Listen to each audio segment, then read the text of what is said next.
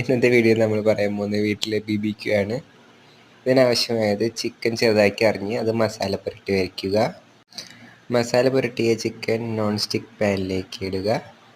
ഇട്ടതിന് ശേഷം ചെറിയൊരു ചോറ്റും പാത്രം വെച്ച് അത് അടയ്ക്കുക. അടച്ചതിന് ശേഷം നമുക്ക് എന്ത് ചെയ്യാം, നന്നായി പ്രോപ്പറായി അടച്ചതിന് ശേഷം നമുക്ക് ടെമ്പറേച്ചർ ഓൺ ചെയ്യാം. അപ്പോൾ കോയിൽ റൺ ആകുമ്പോൾ ഹീറ്റോടെ ജനറേറ്റ് ആയിട്ട് അത് ചൂടായി തുടങ്ങും. ചൂടാകുമ്പോൾ അതിൽ നിന്നുള്ള വെള്ളവും എണ്ണയൊക്കെ പുറത്തേക്ക് വരും.